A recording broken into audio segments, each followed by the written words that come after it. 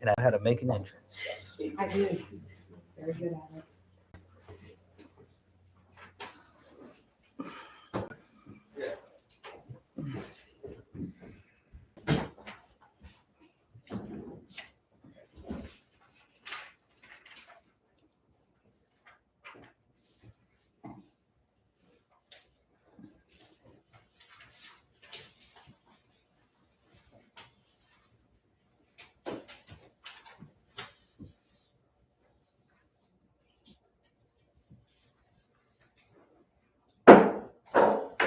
I'd like to call to order our November 1st, 2022 regular session board meeting. I'd like to thank all visitors, guests, and all those watching virtually in attendance. As Candace was at the regular show, we do have a quorum of 5 board members present. Also present, Superintendent Dr. Thigpen, Assistant Superintendent Mr. Bryce Marquis, and Board Attorney Mr. Shy. Colin, you want to introduce? And put me to my colleague, David Nolan. This time I'll ask all to stand for our Pledge of Allegiance. Pledge allegiance to the flag of the United States of America and to the republic for which it stands, one nation, under God, indivisible, with liberty and justice for all.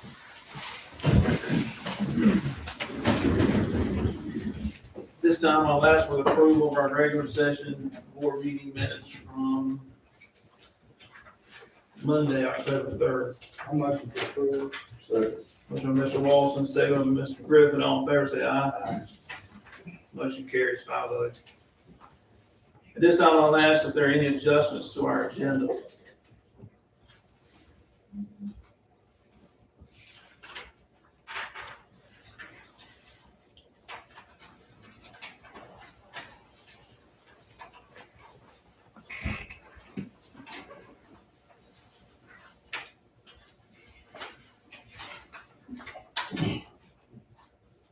I'll make the motion to approve. Ms. B, y'all. Second. Second by Mr. Brown. All in favor, say aye. Right. All opposed, say nay. Motion carries 5-0. This time we'll move into item 1F, special recognition.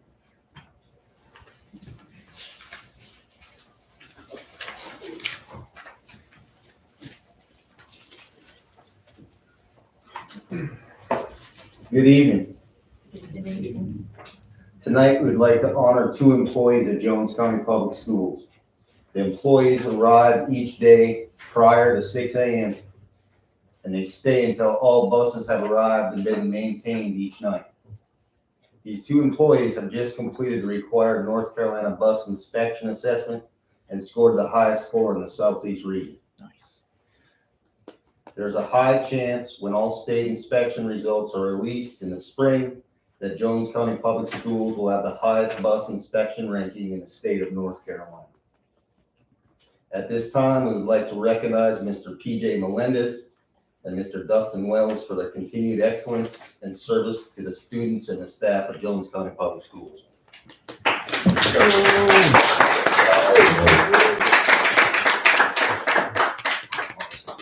Good job, guys. Good job. I'll bring my.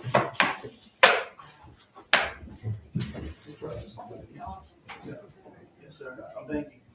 Congratulations. Thank you. Thank you. Man, I got you guys. Congratulations. Y'all got to speak. Sure, PJ can make up a speech on the spot. He is involved in this, we talk a lot.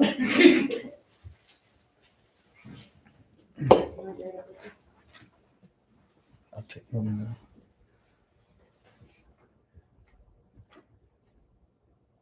Thank you guys for every awesome job.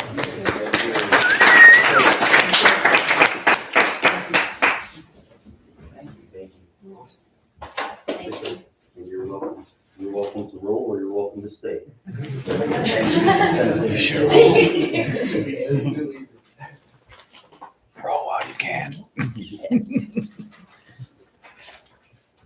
Thank you, guys. Good job, guys. Thank you. Thank you. Now have a good evening. Thank you guys. You guys have a wonderful Thank evening. Thank you. Thanks for that, Bryce. Item 2A, our public comments. I also make a great re-entrance. We have actually no public comments. Moving to item 3A, discussion items, fall PLS update, the first reading.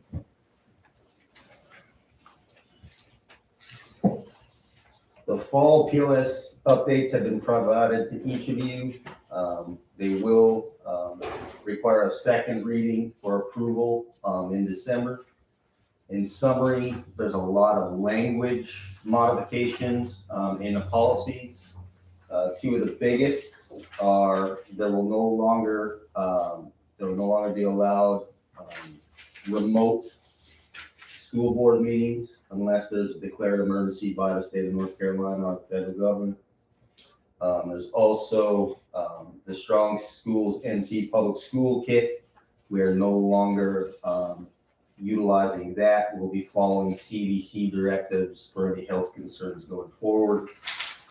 One that's at the school site level is if we're changing student behavior policies, we will have to let parents, principals, teachers, and law enforcement know.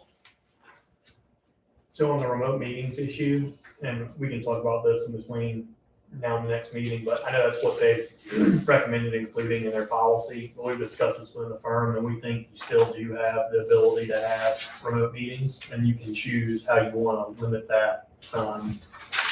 If you want to say that it's only under certain circumstances, you can do that. But we don't think that you're prohibited from having a remote meeting for the coach chooses. Which number is that? The remote policy is 2302.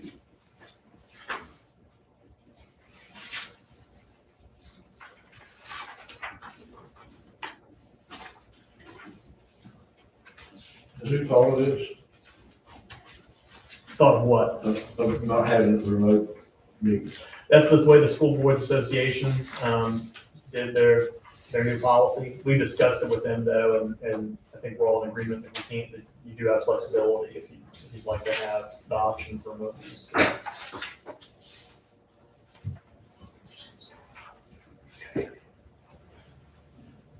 Any questions in regard to the first reading?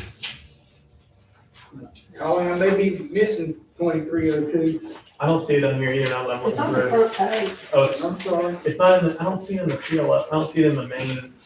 I got 21, 23. You got this one?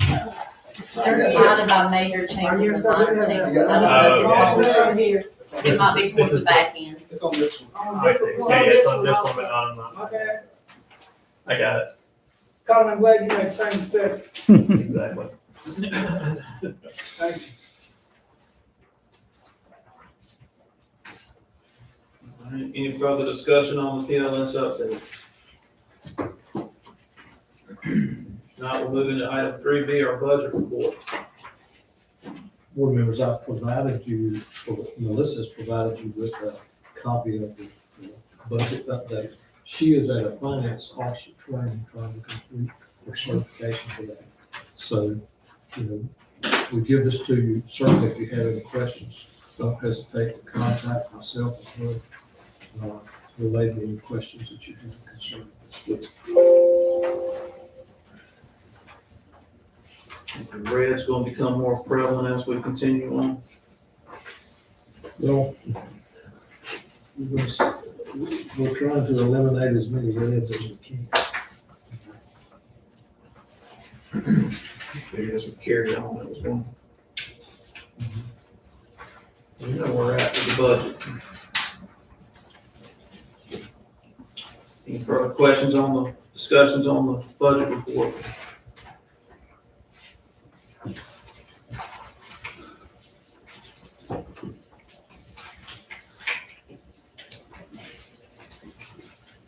Thanks for keeping abreast of this. Then we will go into item 3C, our facilities report.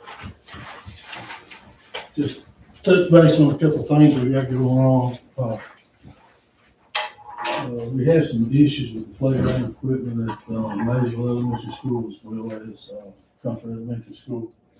I contacted Play World to come in and assess that playground equipment. We've since ordered that equipment to bring that stuff up to date and bring it back into code. That's been taken care of, and we found the funds to do that with their capital needs. So capital funds will pay for that. The equipment's been ordered. And once they complete that, then we'll have a certification back on that playground equipment, so it'll be back where it needs to be. Since we had existing equipment with Play World, it wasn't really a question of whether it was a sole provider, and we had to go through them. They were at a hatch out with another school provider. But anyway, that equipment's been ordered, it's in place, should be in place in the schools, and everything should be back up to date and inspected within 2 months. Another thing we got going on is the, yes, sir. That equipment, is there any kind of resale value on it? What we replaced was actually, in bad shape. Understand? Everything we've been brought up today, we had one that had a broken slide. Some of the mats have started to rust pretty bad. Just one of those things that kind of got lives with everything that's going on over a few years. It's one of those things that kind of creep up when you think you got a handle on everything, and all of a sudden you get a call and start looking at this, and then you're back to zero, starting off again. So anyway, that's been taken care of in some place. The storage building, the 50 by 30 pads in for it at the high school. So expected to start on erecting the building the 8th of this month, if everything goes well. It's a certified building. I did go through the process of clearing everything with our first floor to make sure it was acceptable through our contract, the location where we put it at.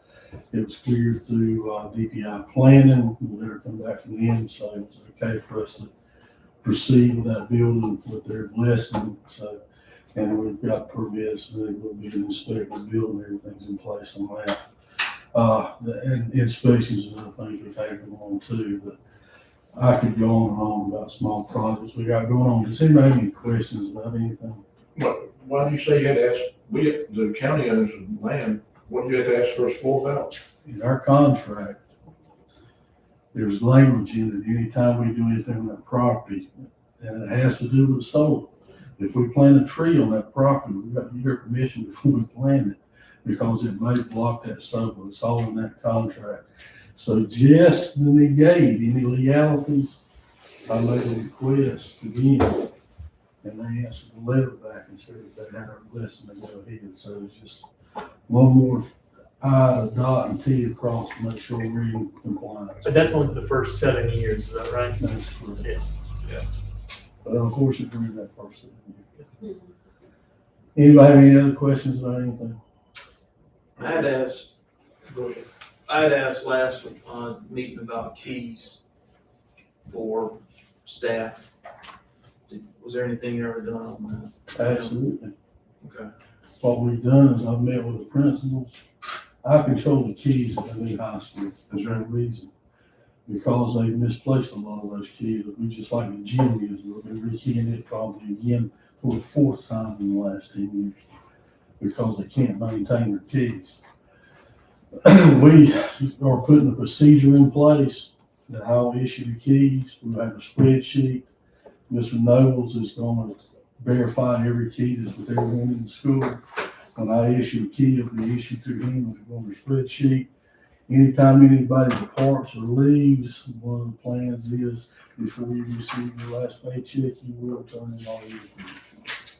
But most of the misplacement of keys we have in the school over there have to do internally with switching classes. So once the teacher moves from 401 to 506, or whatever the case may be, the key never seems to follow, it's misplaced. So I've kind of put the pressure on them to find those keys, because those keys are proprietary. We only have 100 blanks. If you don't have the number for that key with Sledge, I can't even order blanks from them. They're that proprietary. The keying system itself encompasses, it's kind of hard to explain. Every key has a number, and they start with A and run through K, and there's sub letters that run K5 through 50. There's about 500 keys in that box. Now, you can see why I'm so possessive over those keys. So I don't hand them out willy-nilly. So they're gonna go and look for those keys. And the last time we had this problem, first of the year, I actually went to other schools teachers had gone to and collected those keys and brought them back because the principals had failed to collect keys. Now, I'm not gonna ease up on those keys, and you'll probably hear some more static over that, but they will maintain those keys better than what they have in the past. I understand your position. I was just relaying a complaint for locking up when they go to lunch or something. Any other questions? Not for me.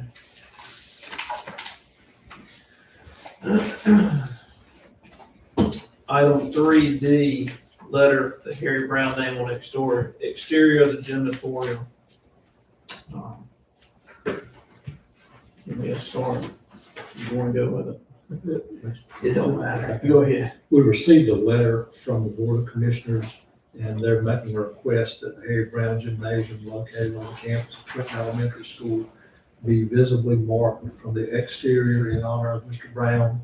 And says we appreciate the fact that a plaque hangs inside the gym to honor Mr. Brown. However, considering his exemplary dedication to Jones County, resulting in millions of dollars being allocated to construct new school facilities, we feel the addition of exterior lettering is necessary to express our appreciation.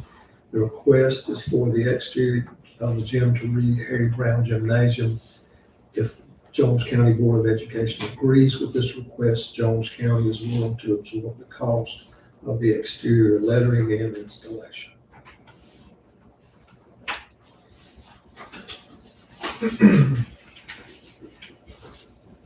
This is just up for discussion. So, It's been addressed multiple times before.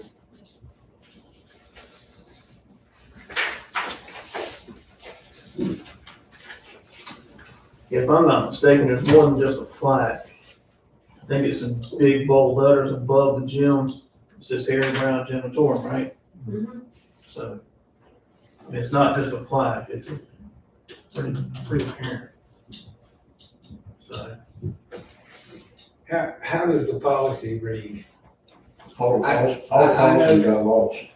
That we originally had a policy, when we bought the policy from the School Board Association, all the local policies did not get transferred over into it. When I got on board in '98, we had changed everything. I think Colin researched it 5 years ago. We tried, we couldn't find it. But I think that policy probably related to the naming of the school, not It was they told me any building because any building. they All had fields too. a building out back that somebody wrote a grant and got for, and they were going, they won't get to, the president's gonna get a naming war and who deserves, who don't deserve it. It's gonna cause a lot of dissension in the county. And I think after tonight's discussion, we need to go ahead and put a policy back in place of no naming of any buildings in the county like it was back in the day. And do away with the second reading and go ahead and implement it. That's what I'm gonna suggest when we get through the discussion. Has anybody, same way with fields as well. Do what? Fields. Any Jones County Public School property, they don't need to have a naming, exterior naming. I agree. Because you're gonna get an naming war, because we got a lot of people that were responsible for a lot of things, and a lot of people don't agree with it. And a lot of people do, because there's a lot of reasons why we were able to get that money, that Harry was able to let us get that money. As to who was in charge and who was doing and all that. I was thinking, and help me with this, that there was an original policy when they integrated schools and everybody was going to schools named after everybody. Example, J.W. Willie, Alice H. White. I think when they integrated schools, we had a policy for years that we would not name school properties or buildings after individuals because of the, that kind of came out of the integration settlement. From what I understood, I don't know. Is that the way we were told that? I think we were. Yeah, that was my understanding also. It just caused a lot of dissension in the county. It was better not to have it. Everybody agreed. With that being said, has Senator Brown ever been contacted as to his feelings on I this. called him when I was chairman, and he told me he didn't do anything for the name, and anything that we wanted to do, he would be fine, but he did not do anything for name recognition. And that's probably in our board minutes somewhere, back in probably 2017, 2018, 20 something. You know, I don't wanna offend him, we've never had anybody do anything to that amount, but policy, you know, and like you say, you get into a naming war about things. You don't wanna seem unappreciative either. So we kind of stepped outside of what our policy was by even calling it Harry Brown Janitorial. Well, it's not in our current policy manual, that policy. It's a we board did adopted. that, we did that out of respect for him. 'Cause I agree, that's what, I mean, that's And what, that- I'm okay with that, I'm okay with it, I'm agreeing. But I would agree with Billy that if we're gonna, in the future, go towards that stance of not naming any facility at all based on anybody, then the board should probably adopt a new policy just to have it. I'll make that into a motion now, and let Colin and Dave work, how they need to do, and Can we do that under discussion items? There's really no action item for that, Mike. It wouldn't be an action if the board just directed us to bring back a draft policy. I mean, you're not taking any action, you're not adopting anything, you're just asking us to bring back a policy for next time. Sure. You can do that. Yeah. I've actually already got one. Motion on next month, next week. And so we Give need us a time to motion, discuss it if we need to. need a motion to ask Colin now, or? You don't need. Okay. I can literally send the policy language to Bryce right now. Okay. Then the board can consider it next month. So we're not gonna write a response back. are we gonna bring up the Maysville property line next month? Next month. Well, I know you told me the other day that, but I thought we just keep reiterating everything. I did talk with the engineer, we are working on that. So are we going to respond officially to the board, to the commissioners? Why don't we, I would just say that everybody, because we want to get in the naming board, we're not naming any external facilities, and that's been the way the board's felt the entire time. I guess you can call it. I think, yeah. You can Or we can write official letter, because they wrote us an official letter. But You can also say the chairman, That we're revisiting old policy and reinstating old policies, as a matter of fact. Okay, I'll draft a letter, give it to you. and you can say that, you can quote that the chairman at the time talked to Harry, and he was in favor of what happened, was fine with him, he didn't do it for name and recognition anyway. And it was explained to him exactly what we just brought into the policy, that we did not want to get into a naming war over who was done what. I mean, every event that's held there has his name on the program. Yeah, So, anyway, I don't know why it keeps coming up. I think we've got to meet in the middle, I think so too. no hard feelings. Anyway. Any further discussion? We'll move into item 3E, the superintendent update and comments.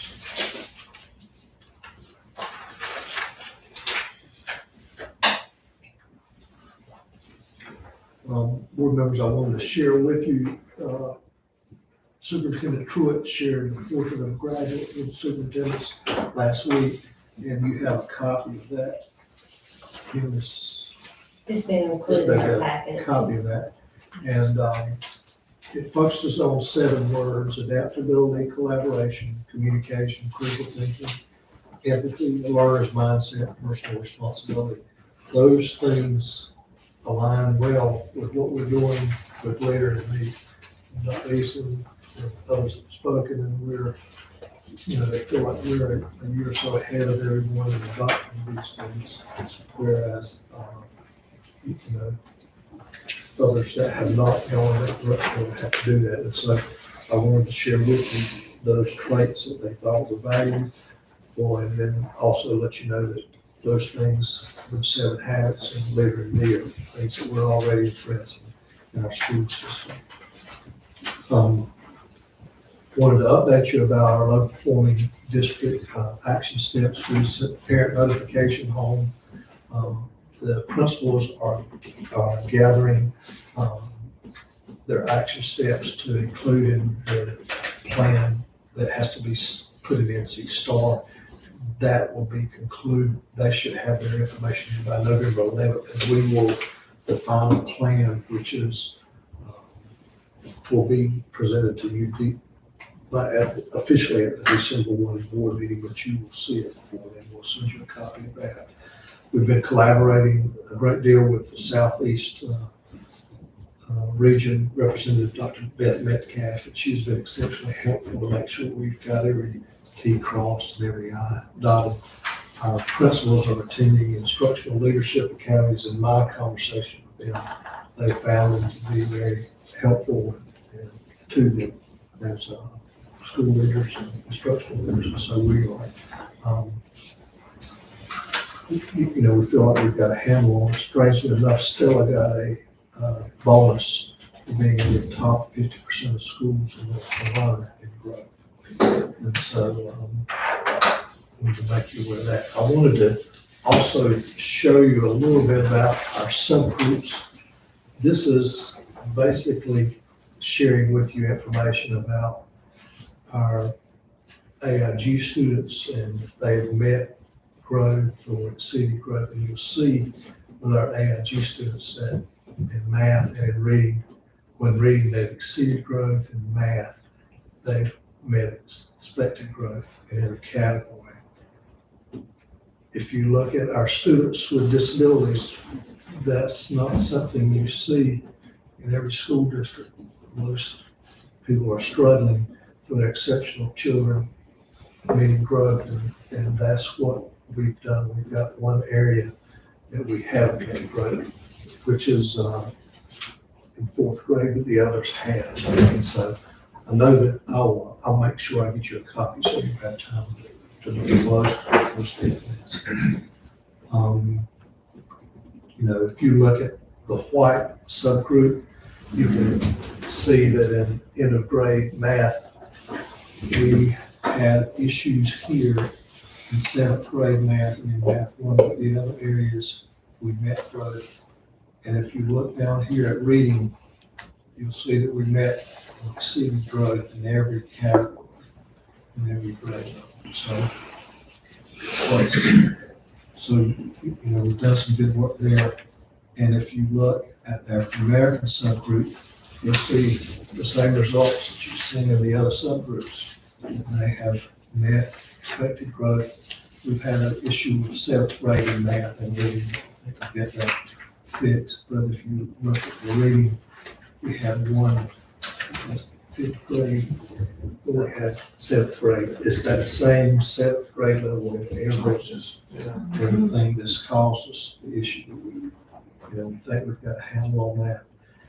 And if you look at our economically disadvantaged subgroup, you see the same seventh grade again, but that's pretty good growth for that subgroup. So especially if you look at reading here, which is supposed to be the main thing, we've done some good work. Our teachers, our administrators have done some good work. Can I stop you there for a second?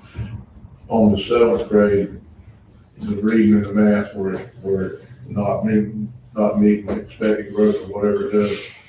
Can you go back and look and see where those kids came from? I'm talking about like which school which elementary school or wherever they were. You know what I'm saying? You got one school a lot stronger and one school real weak. Right. You can tell exactly what instruction was not being carried out. Right. Have y'all looked at that? Well, what we looked at is the personnel. When we That's got what I'm talking about. Stability. Yes. when we got the results back, and historically the seventh grade math and reading at the middle school and the high school has been low. Mhm. And so they haven't had to make some personnel changes to get some really high quality people in there, and now there are. They're coming back. It's But I mean, you know where to target. I mean, we've targeted where the weaknesses, where we got these weaknesses from. Yes, it is. We can pull up each individual teacher's results. Right. where they're at. You like that a lot too. Bryce, in layman's terms, you got water on the fire, right? Yes. Gotcha. So I've shared with you information about, they've done a survey about reformatting the way they assign letter grades in schools. This is just a page from that, but you can see statewide, there's some concerns about the way that they've been doing it. And so you'll also see that the school quality indicators in the survey, they think it's important. And we look at extracurricular activities for future expenditures and communication, collaboration, critical thinking, creativity, and all those traits that we're working with our young people on. And also looking at parent engagement, satisfaction, and also physical fitness, mental health, and social emotional health, which ties into the efforts we've made, telemedicine, and other projects. I wanted to share that with you. I also want to give you some good news. The SRO grant, we got notification last Friday, it's been approved. So we've got $220,000 to support putting SROs in every building. In addition to that, we've got $267,000 that will put a communication system in all of our schools. That will help us a great deal and also help in with maintenance, transportation. So that's a very positive thing. Danielle is the one who's done written the grants and secured all this. She's also working on a DHHS grant that will help with some PE equipment and places like that. All in all, if that comes through, she will gather about $700,000 for the school system. So it's good. What was this SRO? Will this put us as SRO in every school now? Yes, and then our county commissioners were willing to contribute to help get us there. And so, yes, that would give us an SRO in every building. How much would additional? It's about 25,000, I think, that the county was going to contribute to that. It is huge in this election. I'm hearing on the radio, there's a sheriff's campaign, I believe, in Beaufort County. That's one of his big points of running is they've taken, I think, I may be wrong, but I believe it's Beaufort County where they've taken the SROs out of the school because they have voted to do that. And the sheriff is going to do everything he can. One of the candidates was promising to work with the school board to try to get them back. So us being able to have one in each school is huge. Thank you. Thank you. County commissioners too. Thank them too. I wanted to also mention that, Danielle's done a lot to revise and revamp our crisis and safety stuff. And we've worked with the principals. Tim has also worked with us. We met in the summer to get a plan together to improve on that. And so we've done that. And, we had the unfortunate situation of a 7th grade student passing away. But Danielle's department and Dr. Parker have, done a great job with their staff and with the students trying to console those and reached out to the family as well. So we just appreciate the work that she's done in this department. Thank you. I've heard back from the family, Dr. Deepin, that they were really appreciate the way the school had responded and everybody, the public and everything. So thank y'all. Thank you. And that's it. Unless you have any questions. Thank you, Dr. Thigpen. We'll move into our action items. 4A, the approval of a pension spiking invoice.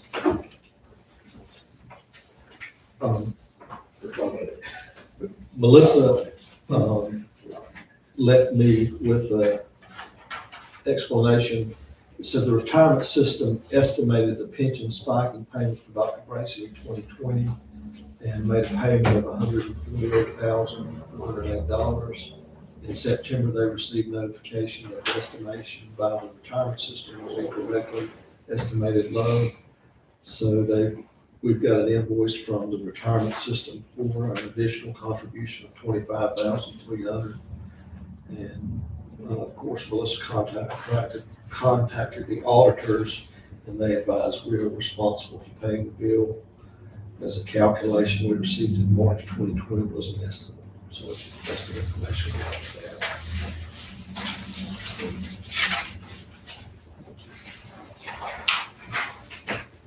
So you gotta have a motion to pay that. Yes. What happens if we don't, if we decide not to pay it? Well, that's an attorney. I'm asking anybody, because I remember it happened. Yeah, I just wondered. we can talk in closed session about it if you'd like. I mean, they're obviously not just asking for it. They're saying we owe it, but we can talk, I can give you some more advice on that in closed. The guy that's asking for it also didn't vote in favor of us building.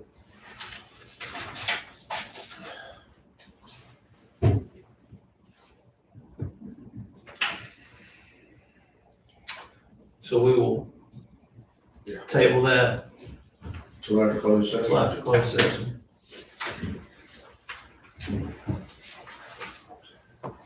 So technically, you want to amend the agenda to move that item to the end of the agenda after following closed session.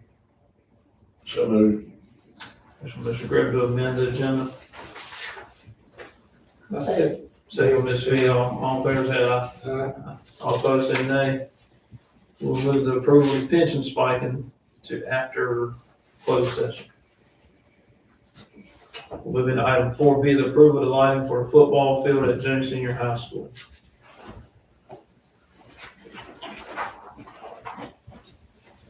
I think everyone has this paperwork in front of them. One from Moscow Lighting, I'll soon look at this. I contacted Moscow Lighting to come out and give us a price on lighting LED for the football field, and the reason being is the poles that are out there are Moscow poles, so they have the engineering and what the loads will bear. And once you go from metal halide to LED, there's quite a bit of difference in weight ratio, so that's a big part of that. I got an estimate on getting an engineer to come in and engineer all this out there was around $14,000. So I backed up and seen what we could do about me purchasing the equipment and then probably bidding out the actual installation. Unfortunately, with that being said, we can use all the existing poles.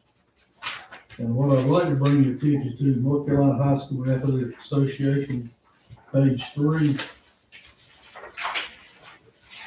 This is not going to bring the field up to 50-foot cameras with this. We'll bring the field up to 30-foot cameras.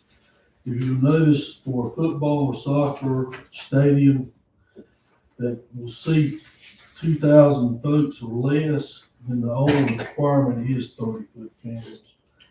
I was with the impression, and I had been told by the athletic department that field had to go to 50-foot cameras to be in compliance. So when I started researching this, I went and pulled this up. And our seating capacity is not 2,000 or more, it's 2,000 or less on that field. So I think 30-foot cameras would be fine. Unfortunately, we got $102,000 in this grant. The estimate that you see in front of you for nothing but LED lighting from Musco, less tax, was $114,248. Tax not included. The actual installation is going to run somewhere between $30,000 to $35,000. So we're probably looking at an additional $48,000 in capital funds we have to put out there if we proceed forward with this project. We're not tax exempt. No, sir, I'm not tax exempt. We do get a portion of that tax back when we file at the end of the year, but we do have to pay tax up front on everything we purchase. But anyway, it's gonna take an additional, we have $102,000 that the state has funded for this project. And I have not submitted to DPI planning of what I plan to do yet prior to your approval, because I didn't know if you wanted to add an additional $48,000 to this project to move forward with it, but that's about what it's gonna take. And that's what this action item is done. It kind of explains the difference in the candle fire when you deal with metal halide lights. The minute you start using them, they start losing intensity. Because it's actually metal that burns and everybody's like it. That probably compared it to as an arc welder when you're welding. So that probably is no longer close to even being 30-foot candles out there anymore. But the LED light in itself is such a white, bright light, it will probably appear to be more than what it actually is, but it does equal to what is required for the field. It'd be less energy too, right? It actually cuts the energy load in half. Yeah. And the great thing is I've already installed a service that was also figured in this. So the upgrade we've done on the 400 amp three-phase 280 service is already in place out there and good to go, and it's already tied in with existing lightings. So the only thing that we will probably add additional to this is I'll put a control panel in so that the coaches and staff do not have to deal with flipping breakers all the time and just be done from the control panel. But anyway, that's an additional, that's what this is about. But you said the 400 amp service was figured in this bid. No, sir. It was not. No, that was figured in the grant. And since we have funding to do that, we've not done that when we upgraded the football field. Just to be ahead of the game. Has this been passed? Melissa or Doctor, have you all looked at this on the money side, Well, where we stand? we can get funding to make this happen if you so choose, therefore we have capital funding in place that we can relocate. Something gonna go, is anything gonna go without that you have planned if we do this? No, because what I set aside funds for was HVAC replacement. And thanks to ESSER funding, that took the place of that, so we haven't had to use that capital funding for HVAC replacement. We originally budgeted $187,000, and we actually appropriated part of that funding, and I had moved over to take care of playground equipment because that was almost a $90,000 bids. Okay. So we do have that funding in place. We can reallocate if you'll change. I'll make a motion to approve the expenditure for the lighting. Second. Motion by Mr. Griffin, second by Mr. Brown, all in favor, say aye. Aye. All opposed, say nay. Motion carried. Thank you. Thanks, Tim.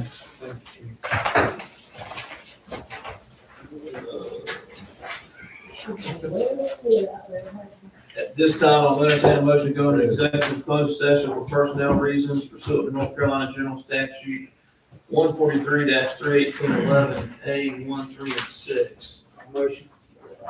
Motion by Mr. Walston, second by Mr. Brown, all in favor, say aye. All opposed, say nay. Motion carries 5-0. We will enter closed session at this time.